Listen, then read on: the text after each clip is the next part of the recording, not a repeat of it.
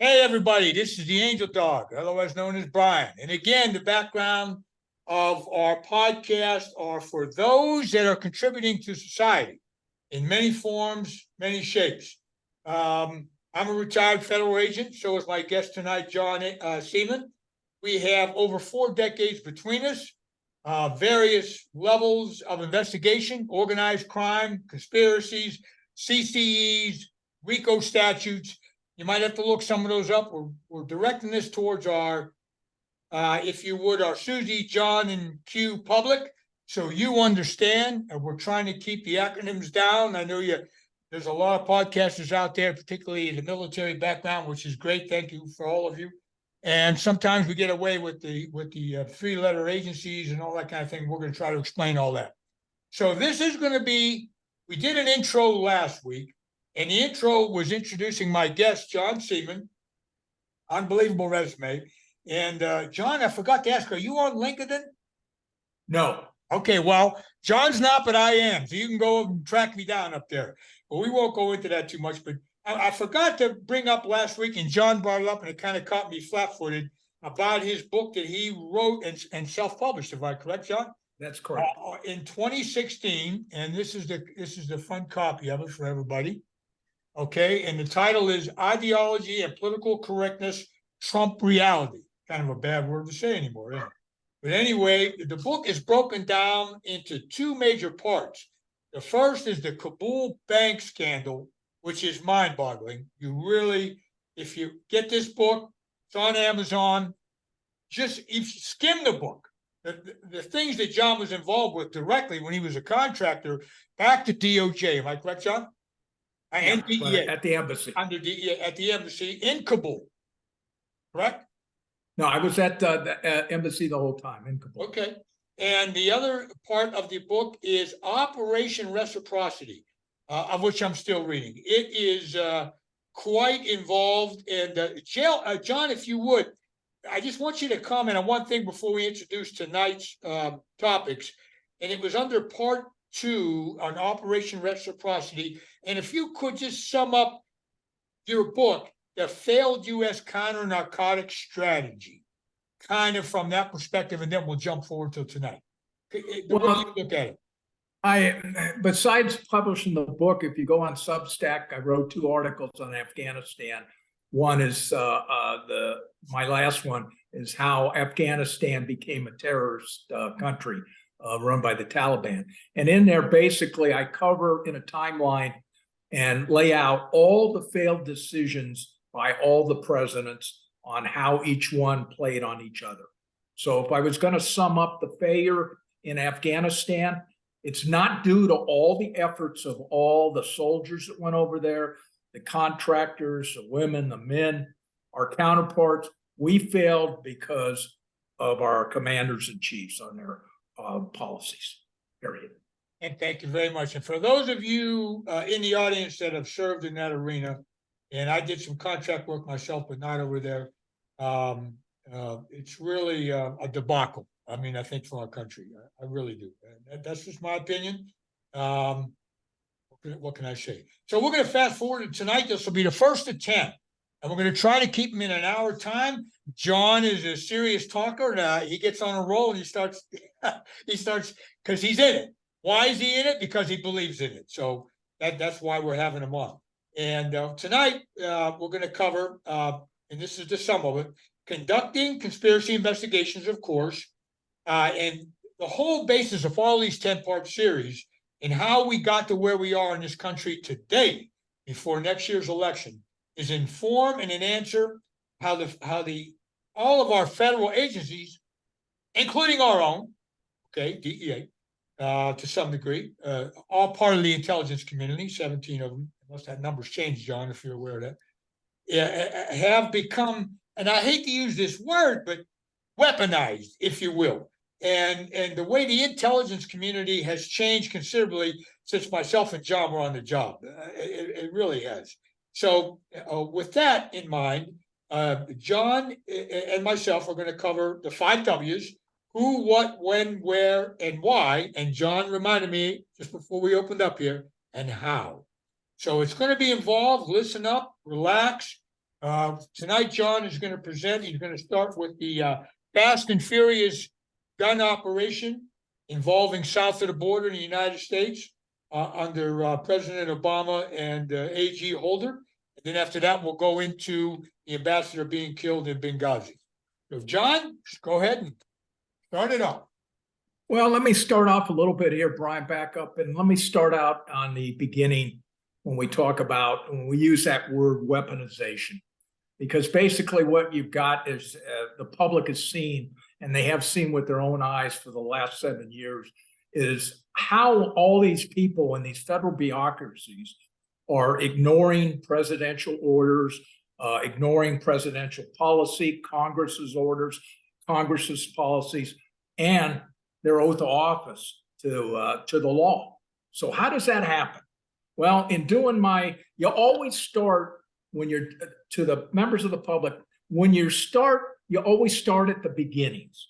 So you have to look back and say, how did we get here? How did this come about where all these people in these federal bureaucracies decide to participate and do what they're doing by joining in on a conspiracy to obstruct the presidency, to interfere in an election, to basically use the laws on behalf of a political party to get their agenda passed. So starting with that, there was an article by Glenn Greenwald, who is not a conservative, by the way. He's a renowned liberal author, but Glenn did some outstanding work back in 2018. And he wrote, I believe, 3 articles on what he called the fourth branch of government. And on these 3 articles, he breaks down how Obama and his administration has weaponized the National Security Division within the Department of Justice and the FBI. And because the National Security Division is that's kind of like the decision cell on looking at everything that comes in, who's going to be charged on a national security violation, where all the decisions are made on national scope, on a national level. So that's where it all begins at. And what Greenwald found out in his analysis and talking to his sources when Obama came into office, they had a plan to change the National Security Division using the 2000 and the Patriot Act on how to use those tools to their advantage, to use those agencies' tools, to use them for political advantage. And that's one thing Greenwald laid out very well. Let me ask one point right there. So when we say was there one tip of the spear on that under the Obama administration? Was there one individual, or was it a collective group that started that? It was I call it a well laid out plan by his collective, his advisors. When they came into office, they had a plan on what they were going to do and how they were going to do it. And hold on right there, John. Okay, that's a very good point. Let's stay with that. So where looking back now in the rearview mirror, where do you believe that was going to go? Where were they going to go? What was the vision down the road on that? Then we'll come back. Go ahead. Well, as far as showing what the vision on the road was, as far as I can see, is to stay in power. Okay. Have a plan to get his agenda fulfilled. Okay. And that was part of the whole plan. The problem with the plan that they had, the fly in the ointment, we want to call it, was the 2016 election, because nobody ever thought Trump would win the election. Obama didn't think so. All the media didn't think so. But with Trump winning that election and Hillary Clinton losing, kind of really ruined their plan, because now you had a gap between all the work they've done over the last 8 years under his administration. Got it. Okay. Okay. And that's where I start at in the beginnings, because for the public to understand this, you've got to understand how they got all these people inside the federal bureaucracy that think like them. So was that part of the plan, John, under Obama's 8 years? Was that? Yes, Okay, got it. and that's one of the things in Greenwald's article that he lays out very, very well is how they bypassed. You and I know none of this, what the public's seeing today, where you have federal agents not following the law and agencies going after American citizens. You've got prosecutors using the law to try to stretch it to make a crime when there's no crime. That never happened before in U.S. in this standpoint. So getting to that point, in Greenwald's article, he highlights that the whole inspector general system, the checks and balances, the congressional system between the oversight committees and the inspector generals, they just bypassed them all. So that's why you're seeing today why they don't pay, where Ray can go up before Congress and lie before them, where Clapper could go there in 2012 and lie to Congress, where you've got people going and testifying, look Congress in the eye, and you know they're lying. They don't care because they just bypass the system. Because there is no, they've taken out, by the way they've set up the National Security Division with all of these ideologues within the federal bureaucracy that thinks like them, that is moving their agenda. This is where you get where we're at today. Okay, let me chime in, John, please, if you will, for 1 second, and we'll get back to you.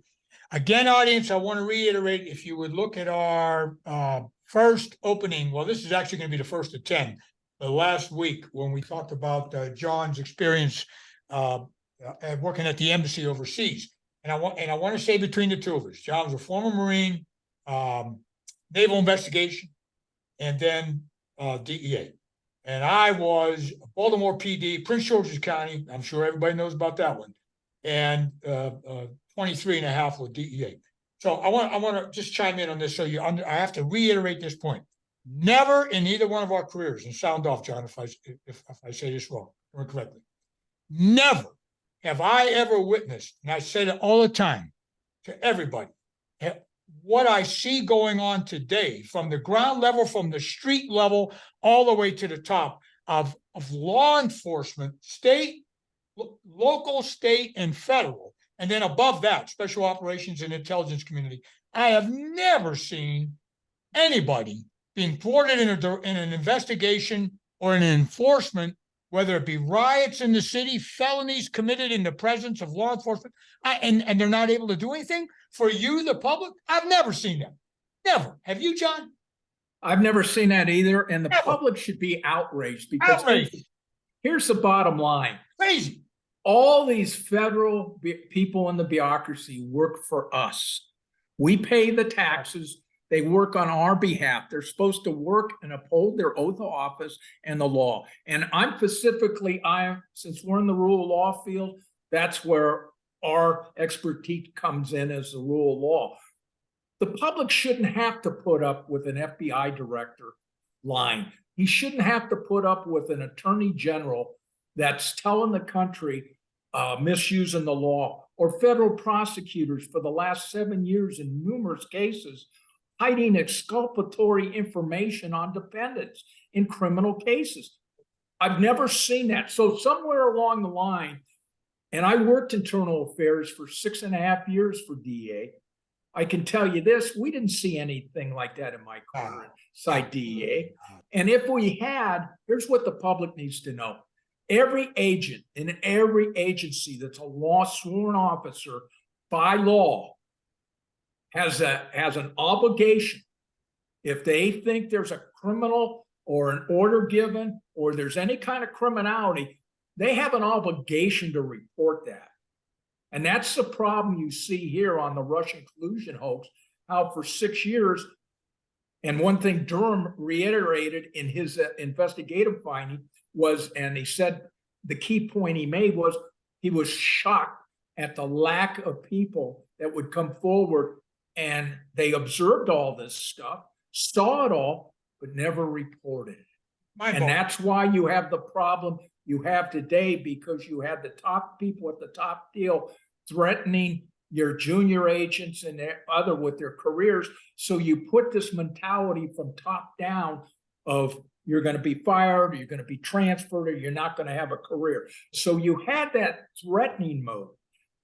should have never got there. And this is why Greenwald's piece is so important, because he explains the force of state, meaning how they conspired with big tech, media, national security people, the intel people, with the FBI, all under this National Security Division. That's why I call the National Security Division the cancer cell that's metastasizing, and it's probably the biggest threat to our freedoms today.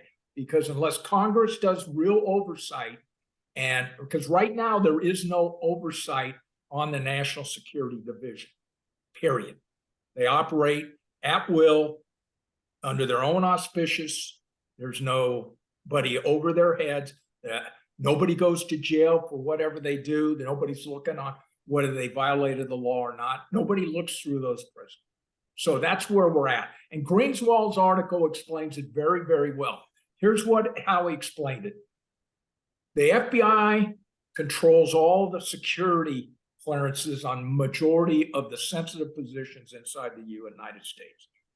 By saying that, what they did under Holder and Obama's people is they started hiring people that thought like they did. So people that would apply to jobs in the FBI and other federal agencies throughout, they controlled the people, the applicants that apply. Let's explain that a little bit more, John. So the audience, when you say they started hiring people, number one, you say you're talking about the various agencies, right? Yes. Okay. So the dictum to hire is coming down from the top, right? Now, are you talking at the basic entry level, or are you talking at the administrative level, or both? I'm talking about it both. Okay. When Obama came into office, a president gets thousands of political appointees throughout the agencies. And that's exactly what happened.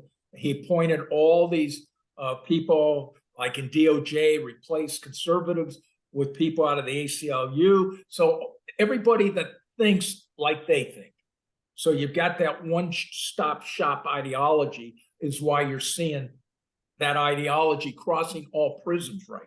John, why, in your opinion, and let's just talk about it for the audience, why wasn't there resistance more from let's call ourselves old school. We're citizens now, like everybody on this, like everybody listening to this podcast, with a unique background, of course, 30, 40 years of background, right? So why wasn't there resistance in the various agencies of the old school members? Although we hear from them every now and then. Well, why wasn't there more resistance? Or is it you saying? Well, I think back then, Brian, you had the first black American president get elected under the auspicious. So everybody was kind of excited. It was a new thing for the country. It was a showing that the country was moving forward by electing the first black president. So I think under that, and plus the nuance of coming in and the way he presented himself, and he talked, well, I'm for this, we're red states, blue states, we're one United States, right? And then all that changed when he got reelected. That whole demeanor changed. Kind of like you flip the switch, like Jekyll and Hyde. First 4 years were here, and he stayed in the middle. And then as soon as he got reelected, the light switch went on. We went from a colorblind society to a racist society to now we're at everybody's throats. And you got to go, how do we get here? And so Greenwald's article explains how they did it. One thing, and I'll give you a quick example before I move on to the other. You go to Fast and Furious. Is when Holder was reorganizing the National Security Division, he put it under the Deputy DAG, okay, who I believe was a female by the name of Guta, G-U-T-A, something like that, spelled. That was his deputy. And she took over and ran and was the head of all the national security stuff that came through DOJ. She was like the point person, all right? Why that's important is because when Trump chose Sessions and Trump fired Comey and all the pressure was on to open, McCabe opened a criminal case on Trump right after Comey was fired. Rosenstein was under the gun to do something. So she was the person that went to Session and got Sessions to recuse himself, even though there was no basis to recuse himself, because if he met any Russians as a senator, had nothing to do with him being the attorney general. But he hadn't been involved in the law for many, many years. He acquiesced, and she then Rosenstein was able to appoint Mueller. And as you now and the public should know by Durham's investigative findings, there was never any reason ever to do any investigations on Trump nor his people from a legal predication standpoint. Administrative. So now you see the situation where they were able to now appoint a special prosecutor with a team of 18 Democratic attorneys who had animus towards Trump, and now you get the start of the first part of what you want to call the witch hunt from that standpoint. So that's basically what Greenwald they need to be read because he did such a great job. Plus, his information is pretty well verified on what he wrote in these 3 articles. And there, you can get them on the internet. You can go to my Substacks. I've got them referenced in numerous different Substacks. But if you type in Glenn Greenwald on there, you'll pull up the Fourth Estate. It'll have 3 great articles. They're pretty well self-explanatory, does a great job of walking everybody through how they did what they did. Now, saying that, now you understand, or at least have a premise on how your agencies were weaponized. So now you've got a political party that controls the national security, the intel agencies, and now you can go to part, and we'll walk you through 2 parts here, where I'll walk you through and give you 2 case studies to show you how some of this comes together. Okay, on the John. beginning. Let's start with your first. And you have to look through it from a political prism on what they're doing, because one thing I noticed when I was doing the analysis on all this, on trying to figure this out on the weaponization and everything else, there was one commonality that was always there. Everything that Obama and his administration did, they always looked out at the political end result. They would always put out front what they wanted to get accomplished, whether it was to get rid of guns or downplay the war on terror. He had some political agenda. John, what do you mean, for the audience? What do you mean, and myself, what do you mean by put out front? You mean media? Is that what you're talking about? Well, since he was able to coordinate and with the media on their messaging. So before these, Greenwald on his articles lays it out real well that the Obama administration would come out with their ideas. The media then would start parroting the ideas. And I guess the best way to explain this right now, Brian, to give the audience so they can see it for themselves. Sure. Let me give the 2 case examples Please, that highlight the major problems here. That highlights how the organization was used politically for political ends on their messaging. Okay. And the first case I think that the public needs to know about, and we'll go back to, is the gun running case. The famous one of Fast and Furious, where I believe the Border Patrol agent Brian Terry got killed in December of 2012. Now, let's start at the beginning of that. In 2007, under the Bush administration, the ATF conducted an overseas operation, a joint operation with the Mexican law enforcement.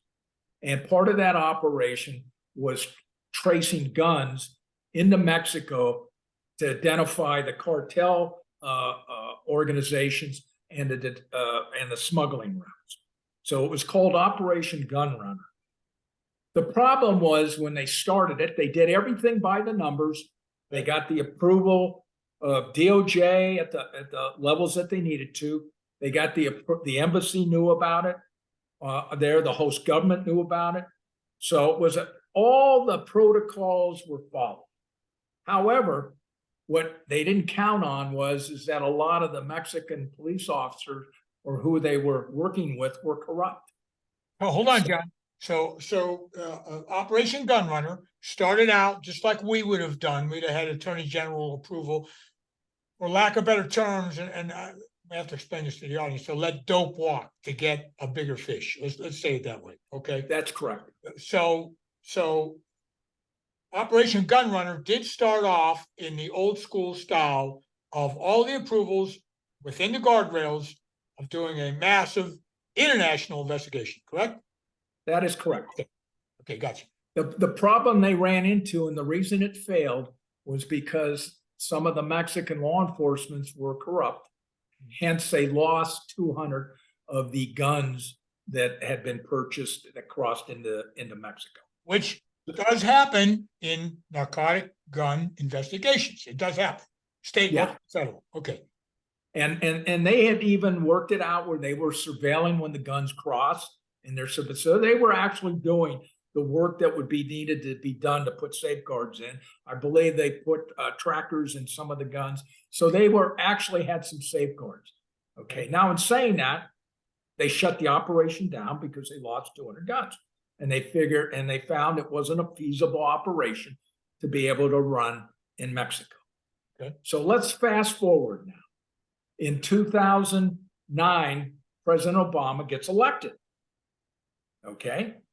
And he goes down in April of 2009 and he goes into Mexico and he meets with Jose Calderon, president of Mexico at the time. And he gives, and they're in their talks before the media, he puts out and he basically blames the United States for all the drug trafficking violence that is occurring in Mexico is due to the fact that the Mexican cartels are getting 90% of their weapons from gun stores across in the US. Yes. So that was one of his famous spiels that he put out. And first of all, that's the number one big lie because they don't get 90% of their weapons coming Absolutely not. the deal. So that Did sets you hear that? Absolutely not. yeah. Right. So that shows you and puts it in the political framework and prism of where Obama comes from. He's framing the argument.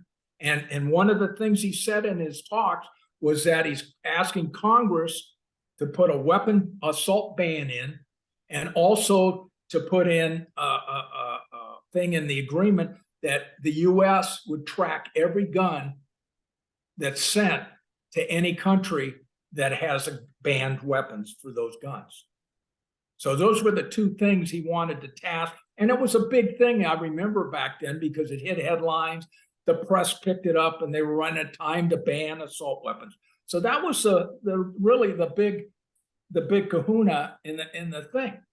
The problem is in April of 2017, okay, 2009 that's the meeting in Mexico. Let me go here. Let's start off with the fast and furious timeline. In October 2009, so you've got President of the United States in April puts out his political agenda. He wants to ban assault weapons and take on the guns in the US, okay? In October 2009, you've got the acting head of the ATF. He does weekly reports to the Attorney General Holder. And in the October reports, they're seeing an increase of weapons being purchased by cartel members on the border, okay? That same month, senior officials at DOJ, and doesn't say who the senior officials deal at the office of the Deputy Attorney General, have a major meeting, and they come up with a new strategy on how to diffuse some of the violence in Mexico by coming up with this strategy to allow cartel members to do straw purchases on U.S. border gun stores and take the guns into Mexico, with the purpose of the strategy allowing to ID the Mexican cartel members, the heads, and then identify the smuggling routes backwards. The problem with that is 2007, you had a failed operation and you had cooperation with the Mexican government. In this 2009 plan, okay, the plan was kicked off after they had that meeting. The head of this new strategy, that in November, a month later, the ATF SAC Newell in Phoenix implemented the strategy. What do you mean? Separately? He actually implemented the strategy that DOJ was proposing, that straw purchasers could go purchase weapons. So the ATF was no longer going to arrest people that are straw purchasers and arrest them at the scene, take the guns, throw them in jail. Because that's what ATF was doing, was following people that were doing illegal gun transaction or purchasing guns to take them into Mexico. That was it. That's what they were doing. Now, that whole strategy changed, where ATF was now going to allow these cartel members that they had identified, let them go into the gun stores, buy the weapons, and take the weapons into Mexico. So that's what the Phoenix ATF office initiated in November. So John, the Phoenix ATF office, who, may I add, audience, John, I'm sure you have, I have worked numerous over my career with ATF. I work with all the federal agencies. Sure. Just so the audience knows, these agencies don't operate in back then, okay? You don't operate in your own cell. It's involved. Narcotics is involved with weapons. And there's now today child trafficking. It was back then too. Every agency is involved. US Marshals are involved. IRS is involved for the money laundering. Many, many, many agencies are involved in these operations. So this SAC office of ATF, this division or office, you're saying operated on their own. They got at the time with the information, the ATF. You and I know, Brian, for a divisional office of any agency, if they were going to operate any kind of international operation, obviously there would be an operational plan. Oh my. Obviously, there would be a plan submitted to DOJ. Absolutely. Obviously, the plan would be submitted to the US Attorney's Office in Phoenix. So at this point, you've got the ATF talking with the US Attorney's Office, okay, and they implement the strategy that was discussed by the senior DOJ people. So for the public, this doesn't happen in a vacuum. No, that SAC does not do this by himself. Okay. It just doesn't happen that way. But however, when they started reporting it originally, they were putting the emphasis that this was kind of like a rogue thing done by the SAC of Phoenix, which is far from the truth. All right. Okay. Well, we'll clear it up for the audience. Make sure. Okay. I understand. So the strategy gets implemented by the ATF office in conjunction with the U.S. Attorney's Office in Phoenix. In December of 2009, the head of the Department of Justice Criminal Division, a guy by the name of Larry Bruner, okay, looks at the strategy, okay, and he agrees that it should be implemented, but he takes it another step and says, we ought to, all the guns being seized in Mexico, we need to work backwards from the seizure of the guns in Mexico and then work it back to crime scenes in the United States and then work it to open cases on where those weapons came from and go after the people that had the weapons. So it's kind of a reverse type of case, which is crazy because for the public, think about this. There was another aspect to this. Let me back up a second. The ATF got certain gun shop owners on the border to agree to allow these straw purchasers to come into their store, knowing it would be illegal to sell them the weapons. On the US side. On the US side. So ATF had set up with some of these store owners that giving them carte blanche, look the other way, sell the weapons, don't worry about it. Not, we've got control over this. So that's where that comes in.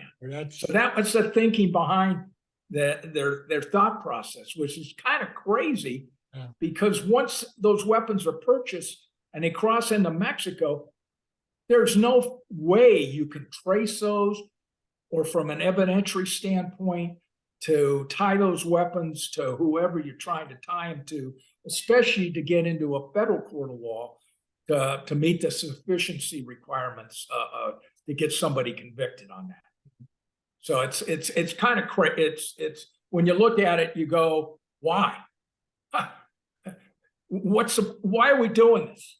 Not only that, but John, and these things that we're talking about for the audience, these are very complex investigations at a very high level, and all the way down to the rank and file, he and she agents, boots on the ground, and all the agencies involved. And it's almost overwhelming for the public to absolutely understand what's going on. They read the media, they hear it on the news, and immediately the news is pointing, fake news like gun control and all this other kind of stuff, if you will, for lack of better terminology, and it gets all twisted around. Okay. Well, now I'm going to explain how the wheels came off on the ATF operation, because it didn't. In January 2010, ATF started seeing fast and furious guns being seized in Nogales at crime scenes, Phoenix at crime scenes, El Paso, Texas at crime scenes. Okay. Between that time frame and the next 30 days, the case agents involved started panicking, saying, what are we doing here? Started raising the alarms. The store gun owners in the US that were selling these guns were raising the red flag, saying, what's happening here? Is this the right way to do it? Are we violating the law? Is there a problem? Well, the ATF in Phoenix and the US Attorney's Office in Phoenix told the agents and told the store owners, don't worry about it, that the guns were being tracked, okay, which is another big lie, okay, and that the guns pose no threats to US citizens. Another big lie. John is right. I'll stop right there, because the audience, I can see them squirming in their seats right now, or whatever they're doing. Is this all documented, what we're talking about right now? This is all documented. So if I can tell you, there's a great reporter of the LA Times. His name is Richard Serrano, Serreo or something like that. If you Google him, all these articles, he lays it out. He did a fantastic investigative job. He was the investigative terrorism investigator for the LA Times back during this time frame. And the LA Times. And he did a super job. In fact, I talked to him when I was on Iraq on one of his articles, and I wrote him and I said, how's this happen? Because I said, there's no way that you've got everybody denying at DOJ that they knew about it. They're saying we didn't. Everybody's pointing fingers and nobody knows, answer the question, who authorized it? Is he still around? Is that John? Yes, yeah. I believe he left the New York or the LA Times, but he's probably the guru expert, and he wrote outstanding articles. So everything I am saying, the public, you can get on Google, you can Google these articles, you can read them for yourself. I'm just here reiterating in a timeline to make it simple, short for the audience so they understand what's going on here. Gotcha. Okay. Right. Then in January of 2010, so now you see the agents are concerned, the store owners are concerned, the ATF management and the U.S. Attorney's Office, they're not concerned at all, because they don't think it poses any deal, and they think they're doing a criminal case.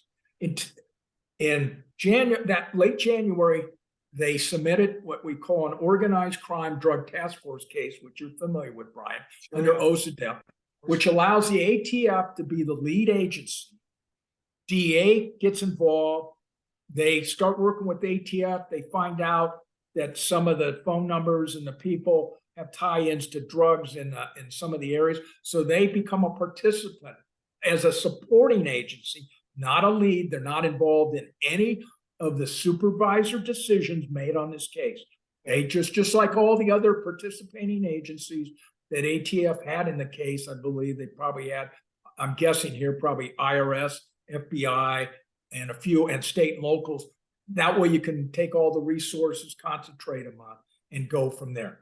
So their whole goal was to do indictments and work on connections with the cartels. That was the whole purpose of the Phoenix case at that time.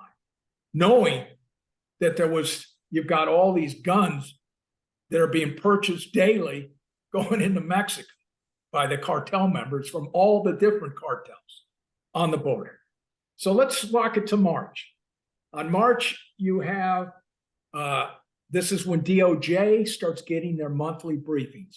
So from March up until the time this case ended, which I believe was December of 2010 or 11 or 10, excuse me,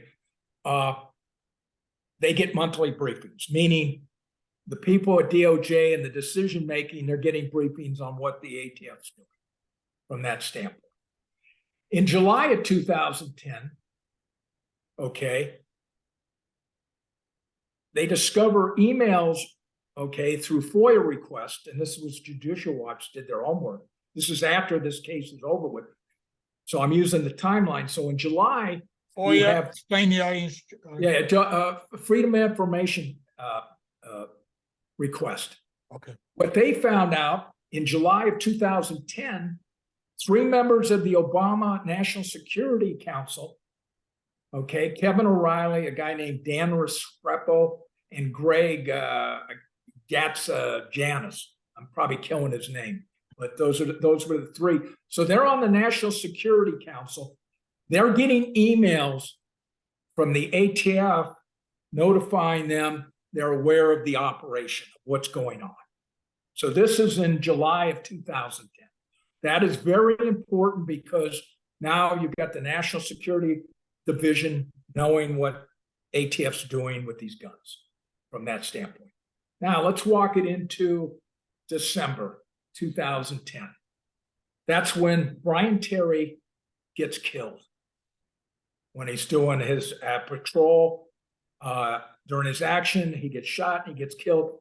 2 of the guns found at the scene, the ballistics come back, the 2 of the guns that were sold to cartel members on the Fast and Furious out of one of those gun stores on the border from there. That causes alarm bells to go off all over the place. Now, you fast forward another 30 days, January 25th, 2011, the Phoenix division with the ATF holds a press conference, and they indict 20 people in this press conference on people connected, they claim, to Fast and Furious. During the press conference, the media asked Sacknewell, did ATF allow guns to be walked into Mexico? His response was no. There's your next lie in the chain. So then you could walk it into February of 2011. Now you get, under that FOIA request, you've got emails going from ATF in Phoenix to those 3 gentlemen I mentioned at the National Security Council. Only this time, they're telling them that they've lost hundreds of guns in Mexico.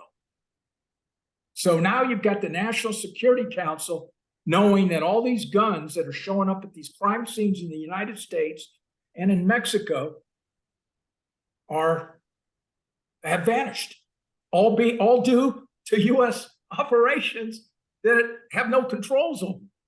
So then you have Grassley. Thank God for Senator Grassley. Grassley's on the oversight committee. He writes letters asking what's going on here, especially after Brian Terry gets killed. He wants to know how does a Border Patrol agent get killed with guns that were purchased on these straw purchases, get killed here in the United States. So he sends a letter to DOJ asking them to respond.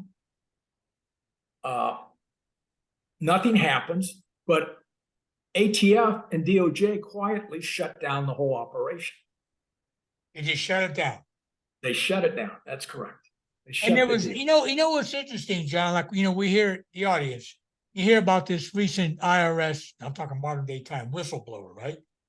There wasn't any, again, I'm asking, are you talking Border Patrol involved, ATF involved? I'm sure DEA was involved in there somewhere. Are you telling me that there was no resistance from anybody on the lower ranks, group supervisors, task force commanders, anything? Well, Brian, in this case, there was, because you had a couple whistleblowers, one in particular, one of the ATF agents, he went to and blew the whistle on the whole operation. So yes, and you also had the acting ATF director Melson, I believe, who got fired. He also, when he talked to Grassley, said all that's happening here is DOJ's protecting their own. So there were, from that standpoint, there were. And as I said prior, you got to remember, going backwards, there was concerns. The agents saw it. There was no tracking. They saw the problems from that standpoint. Okay. What's interesting is you get a letter in February from DOJ legislative DAG to the Congress denying that ATF walked any guns into Mexico. That's lie number 4 in this thing, okay? Denying that the ATF did anything outside of DOJ parameters and guidelines. Then you have, in August of 2011, you have U.S. Attorney in Phoenix, Dennis Burke, resign from the U.S. Attorney's office because he's the one that leaked the agent's name, the whistleblower. I believe the agent's name is Dodson, D-O-N or D-O-D-S-O-N. He leaked his name to a reporter. So he resigned. Then you had the head of the criminal division who got interviewed by the IG and took the 5th during his interview. Audience, now, these people are paid by your taxes. That's correct. Now let's understand that. You got a government official taking the 5th. Now let's get into the political game. So now you've got everybody's pointing fingers at each other. You got a dead federal agent. You've got all these guns in Mexico. You got the Mexican government raising hell now because hundreds of Mexican citizens were killed by they traced on the guns on their end that were killed by these guns that were allowed to come across the border. So now you've got all this flames going on.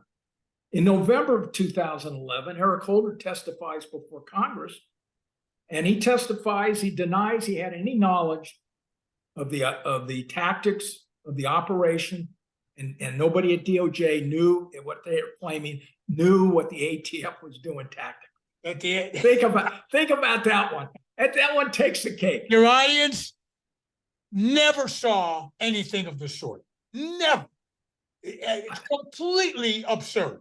However, he does testify that ATF did violate the DOJ policy in allowing guns to walk across the border. Lord have mercy.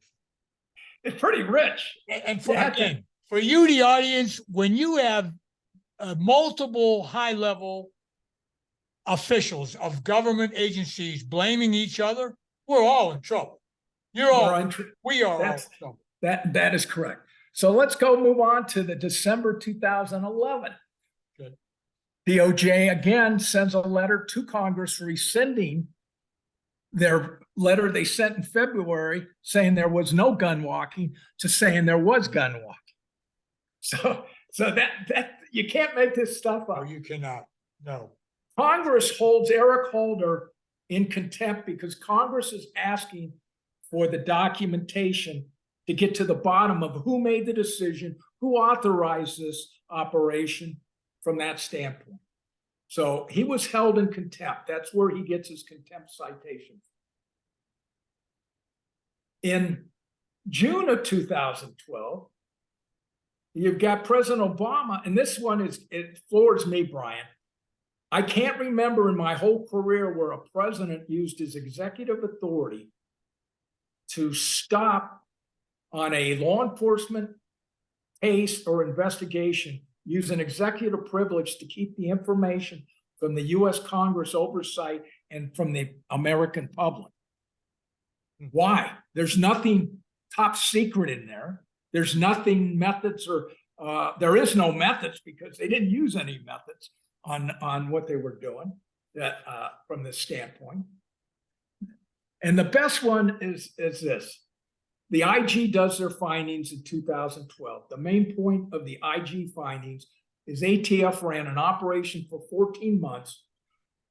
And they basically said that the scope and extent of the 14-month ATF operation was a significant risk to the American public.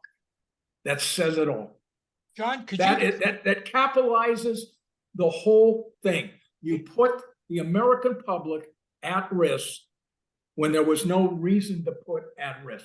Here's the adverse consequences of these decisions. John, is that IG report? Is this all available now? This is everything I'm telling you is all available. I back everything up with knowing facts and with documents. Everything. If you have you ever had the experience of working with the IG's office, whether internally or otherwise? Oh yeah, yes, I was part of Seeger, so I've worked with the IG. Could you explain real quick, and then I'm going to move on to Benghazi. If you could explain to the audience kind of how the IG works when they do an investigation back on one of our federal agencies on what our methods, operations, rules and regs. Well, when I was with DEA, we ran our own criminal cases, and then my last year they gave authority to have the DOJ IGs take over our criminal authority. So we were support in their criminal cases. So basically, we'd hand them the information, work jointly with them, and when I was there, we did 3 criminal cases. We locked up 1 agent and 2 task force officers. And they draw a conclusion. In a form of reporting, of course, and documentation. Yeah. And then where do they send that to? Well, it goes to it's no different than any other criminal case. You do a criminal case, you go to the U.S. attorney, you testify before a grand jury, get an indictment, arrest, go to trial, or they plead out. That's the process for the thing. But I do want to close out here because I'm at the end of this on this one part. Sure. Here's the 3 significant things the public needs to know. Okay. Hundreds of Mexican citizens were killed from all those gun purchases that were allowed. Right now, 2,000 of the weapons have vanished. They have not shown up anywhere. So you can see that in the first operation back in 2007, they shut it down after losing 200, and they were working with the Mexican Freds. Here, they weren't working with the Mexican officials. The U.S. Embassy and the State Department knew nothing about this. So this was all done by the Phoenix office, DOJ, without any of the host government nor the U.S. counterparts in those countries following the protocols and procedures that you would normally file when you're working in host countries, especially if it's going to impact host countries on there. So you have, from the standpoint, not only did we violate Mexican laws, we violated U.S. laws. And nobody went to jail on this. Oh. And here's the best part. A year later, President Obama gives a speech and again reiterates the big lie of pushing gun control. Doesn't mention Fast and Furious, but he blames the U.S., all the drug violence on the U.S., that 90% of the weapons purchased and the killings going on with Mexico come from the U.S. The reporter summed it all up in his last part of his article. And this is what he said. To this day, nobody in the government can answer the fundamental question Why did they do it? Who was that reporter? Who was it? Richard Serrano, the LA Times, LA Times. summed it up well. And you will not find it. You have so much conflicting information between finger pointing, who did what. No, you got the top brass saying they didn't know at DOJ. Well, how couldn't they know when they're the ones that put the strategy together in the beginning, and the ATF executed their strategy? So as you can see, I look at it from my perspective. As a criminal investigator, they went outside procedures, protocol. You've got a lot of cover up. You've got a lot of people lying, and you had a lot of people that suffered the total loss of losing their lives, including Brian Terry. And that's the tragedy of the whole thing. And it was all based on that political. This is the first case to show the political agenda of how, through the prism, to get their agenda passed. Beautiful. This is an example. Good, John. John, I want to add an op-ed, and then we're at about 56 minutes. Can you do part 2 of this in 30 minutes? Yeah, I can do right now. I can do the Benghazi thing. Let me just add my own op-ed to what John just wrapped up beautifully. This is to you, the public. When you have public, I'm talking to you, my audience. When you have gentlemen like me and John, use that more for John than me, maybe. But if you have former G-men, and maybe others will come forward, maybe this will inspire others like us who have been in the system. This is our contribution back to you, okay? Meaning you, the American public. There's others, there's like us out there, or not John? There's thousands of us. And we all kind of get together and say, why didn't we bring that up? Why didn't we say this? So this is why we're here. This is why we're doing this. And thank God for a gentleman like John. Okay, John. So let's parlay into number 2. So you pick it up. Go ahead. Okay. The next cover up that I will use to illustrate how they use the big lies theory and use the weaponization of using the press to pass the big lie and the administration for political reasons. Can't get a better example than the Benghazi cover. Back in June of 2012, the seeds of the Benghazi attack on our embassy were sown. The U.S. military in June of 2012 killed a Libyan terrorist by the name of Abdul Alibi, A-L-I-B-I. Zawahiri, who took over for bin Laden, put out a fatwa, which is to all Muslims seeking revenge.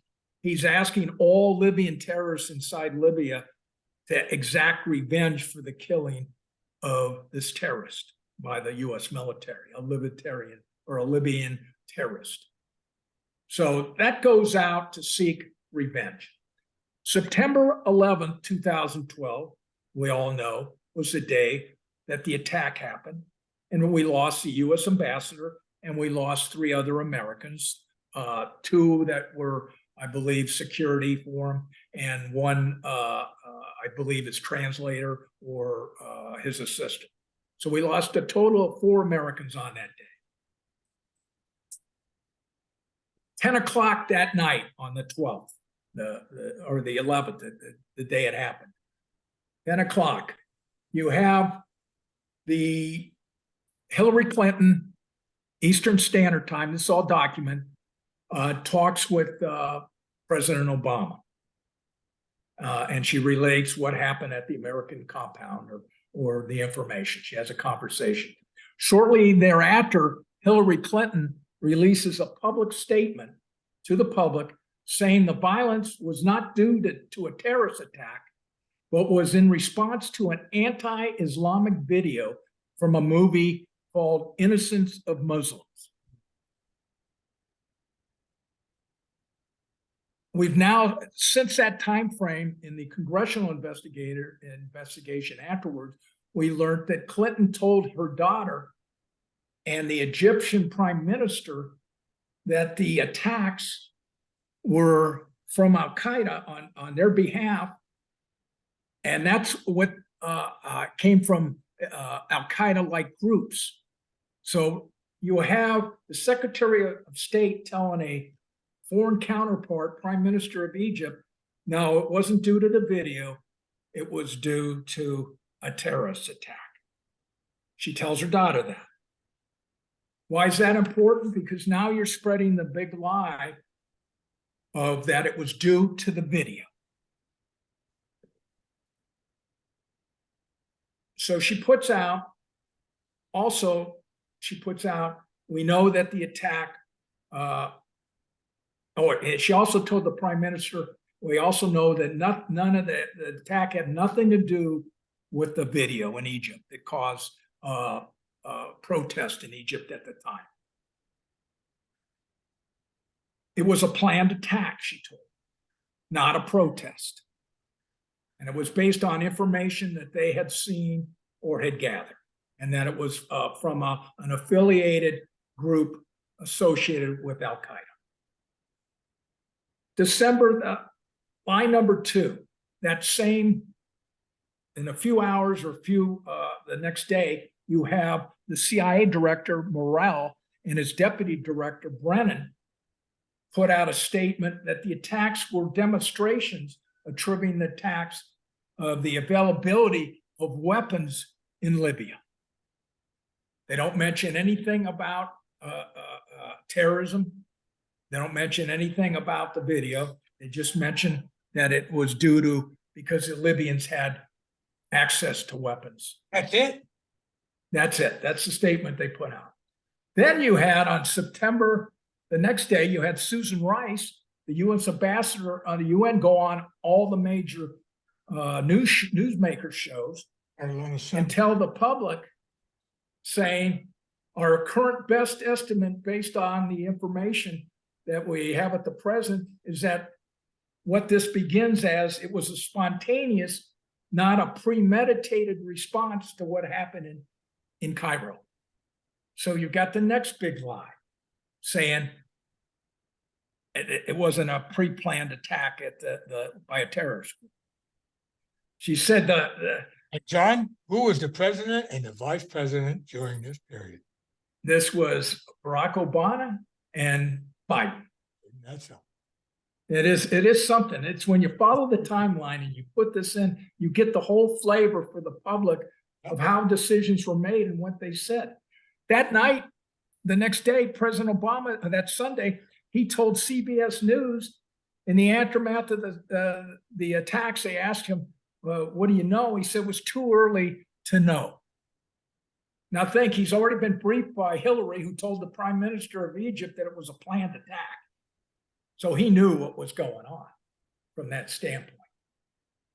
Upon the arrival of the bodies at Dover, and when Hillary Clinton was there she put out a statement. Again, these were done by rage and violence directed at American embassies over an awful video that had nothing to do with terrorists. So she's basically, again, they've now constructed the big lie. It wasn't a terrorist attack. It was due to this video in Cairo that inflamed the Muslim world, and this is what caused the attack in Libya. That's the big lie that they were feeding to the American public.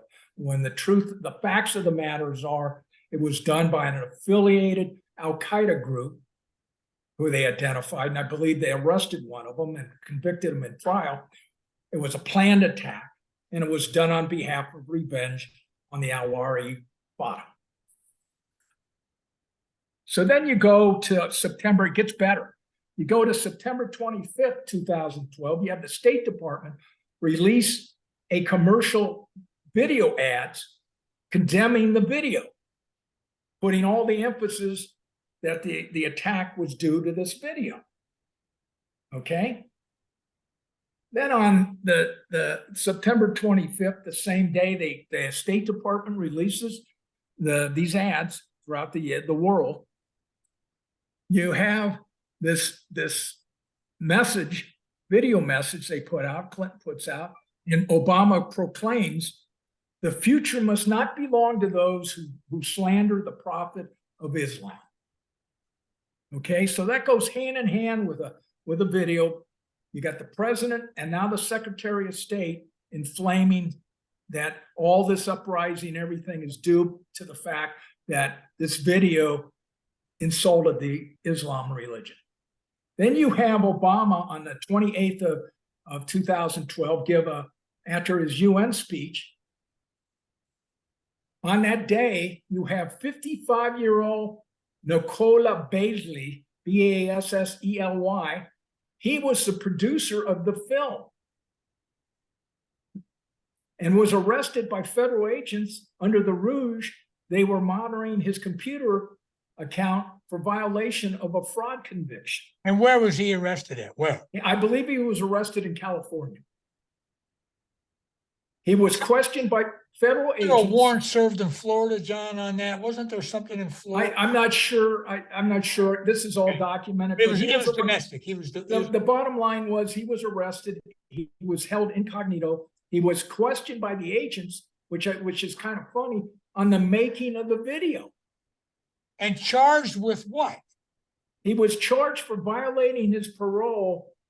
Allegedly, they used the ruse, his federal parole on a fraud conviction, I guess he had. Okay. He was charged federally? Yeah, he was arrested federally. Okay. Federally on a parole violation. Who they later got rid of the charge or dismissed it after everything died down. But he was held incognito with no bail, interrogated, and in jail. So that's the price this man paid. But it gets worse than that for this man. Whatever happened to him? Oh, go ahead. Because they put out to the world now, they identify him, producer of the video that inflamed the Cairo deal. The world, Obama and Hillary telling the world this is due to the video, the attack on Benghazi. So you just put this man's life in major danger because you've got the whole Muslim world going after, looking, where does this guy go? You put a death sentence on this man. I mean, you have to take, the public needs to take a step back and think about this for a second. You're blaming a producer of a film that Islamic people find, some of them find insulting of their religion. But that doesn't give you a right to kill people under the video. And yet you got a US president and a Secretary of State putting out the big lie that the attack on the American embassy wasn't a terrorist attack. It was due to the video to cover up. It was a terrorist attack. And you have to remember why that happens, because Obama's in the middle of his presidential race with Senator or with Romney. So when you have to look at it again through political prisms, because the attack on Obama was he was weak on terror. So you've got to put it in those contexts to understand from that standpoint. Then there's, thank God again for Judicial Watch. They do their due diligence. They get FOIA requests, and they show in the database, they get emails. And this is really important. They get emails from Ben Rhodes and Jake Sullivan, two high-level advisors of the Obama administration. And in all those emails, you have both of them laughing, and they're calling themselves liars and leakers, making fun of the whole thing. Of the thing. And they even state that Rice, in her Sunday show Talking Points, that it was the intelligence community that created the ruse for her talking points. Those are in the email. I'm going to read you two small parts for the public because I think this capitalizes the whole thing, the arrogance. This is Sullivan replies in the email. We've only lying foot soldiers. You're lying masterminds. That's cooler. A redacted official replies to Sullivan. I prefer that we go by henchmen. has more of a Marvel comic statement to it. There should be a cable show where all the guests and the anchor have to wear polygraphs, or what there's a dispute between source, the agreed parties at a party with some neutral third party rendering judgment. The biggest liar. Now, you know what, John? I don't think a polygraph would make any difference to some of these people. They're, psychopathic friggin' liars. That's correct. But I've done with informants that were like that. Go ahead. Rose responds even better. Rose says to Sullivan in his email, "I'd like to go on television and tell everybody, the public, what I think. Look at it this way. It could be worse. You could be a career bureaucrat whose greatest thrill in life is leaking half-truths, self-justification, and outright lies to the likes of Eli Lake, Kim Dozier, and whoever picks up the phone at Fox News." Pretty well capsulizes these two cases very, very well of using the big lie theory, using the media to do what? Deceive the American public. So the reason we're beginning in this series with these two case illustrations is to set the stage for the public. So when we start walking up into the actual Russian hoax conspiracy, that you get a picture show that there's a pattern here within the members of the administration that using the rouge of lying and for political purposes. They get to get whatever their agenda is. Outstanding, John. Well, audience, we're doing pretty good on time. And again, this is for you, the audience. You better start buckling down now. Seems to me we don't have much time left. Okay. Educate yourselves. John, everything is documented, correct? Everything I've said is backed up. You can Google it yourself on the internet.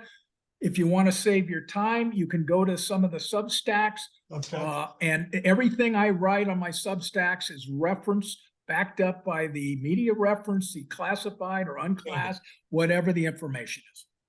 And audience, John, I'm going to speak for you because I've only known you through the prism of my retirement career. But both of our careers are pretty much crystal clean. Am I correct? That's correct. And decorated, I'm sure. We don't go into that, but there's more than myself and John. There are thousands, if not more, state, local, federal, military, gentlemen, ladies, that we have come across, prosecutors, oh my God, across the board, that are aware of the same facts because they were in a government position to put themselves in there and be acknowledged. But because of many circumstances in life, they couldn't say anything, they wouldn't say anything. And me and John are in our 7th decade. So you know what? It's about time that we come out.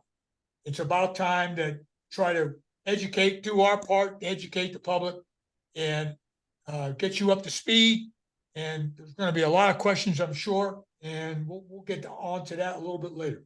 John, beautiful job. Is there anything you want to add to wrap it up for tonight? Yeah, I'd like to close with this. Go ahead. All the people within the law enforcement, federal bureaucracy, and the intelligence community work for you. They get hired on, they take an oath of office to uphold the law and the Constitution. Okay? And as you can see in today's world, for the last couple years, you've seen many, many instances where people in authority, under a color of authority, have violated the law or have ignored the law. Just want to say, every American will have a say in 15 months. This is where the 2024 election comes into play. If you want to stop the weaponization and you want to restore the rule of law, you have to vote these people out of office. It's going to be the choice of the American people to choose what path do you want to go down? The path of tyranny and losing your freedoms, or do you want to have the path to live free under the rule of law? Those are the choices. Beautiful, John. And for dedicated for all those that have lost their lives over the years, including Benghazi and the gun running operations and Fast and Furious and Lost the Pond. Just unbelievable. It really is just unbelievable. All right, John, thank you very much this is part 1 of 10. We're going to have another session next week. And anything else, Sean? I got one more thing to say. Nope, that's it. I look forward. Thank you, audience, for giving me the opportunity to try to get the truth out. This information is for you. You're the determining factor of what the merits of the information is. And please do your homework. And from the Angel Dogs podcast, always have peace, although it's getting hard to do. Have a little love out there. Have strength. You're the strength. Thank you, John. Good night. Thank you, Brian. You too. Bye-bye.